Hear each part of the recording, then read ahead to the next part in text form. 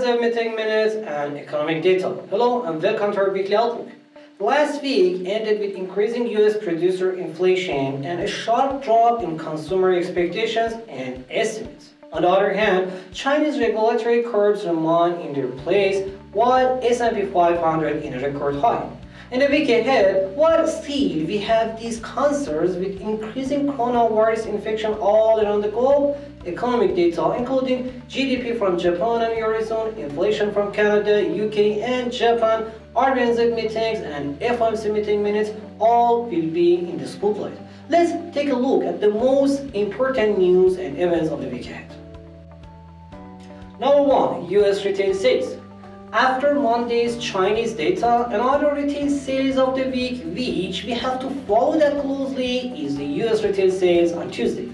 Same as China and many other economies, retail sales responds to many other factors, sometimes increase, sometimes decrease. However, it seems US stimulus and cash checks were the main market drivers.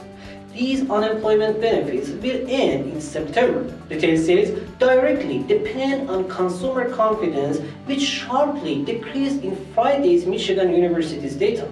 On the other hand, we have summer holiday, which can support the sales. So while market participants are waiting for 0.2% decrease, it's really confusing and getting hard to predict what will happen.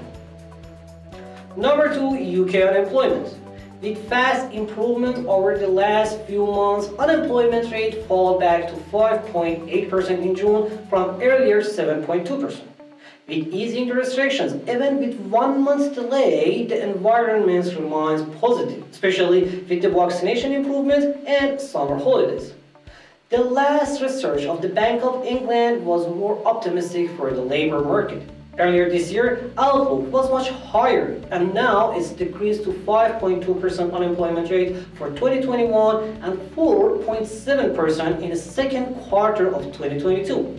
With this outlook, British FTSE still seems to hold its overall uptrend. Number 3. New Zealand interest rate decisions and monetary policy. The Reserve Bank of New Zealand will meet on Wednesday, as it was the first major central bank to start tapering the asset purchasing. Now we are waiting to see it as the first central bank to raise the interest rates. To get to this point, strong job data was very important.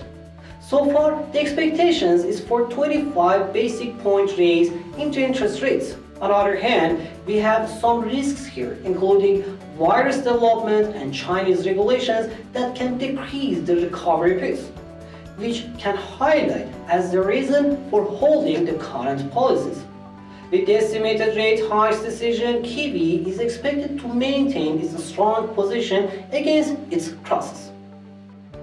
And finally, number 4, Federal Reserve meeting minutes. On Wednesday, when the Federal Reserve will release the minutes of July meeting, the policymakers' view on the interest rates and tapering timetable, as well as the economic recovery, will be more transparency for the investors. With the solid recovery in the labor market, many market participants and investors are now pricing more on hawkish policies. At the same time, some FOMC members also mentioned that the tapering could announce in September meeting and start from November or even with the beginning of a new year. As we will not have the Federal Reserve meeting in August and September meeting seems so far away, these minutes do not appear to affect the market so much. Thanks for watching this video and hope the rest days of the week will be amazing for you.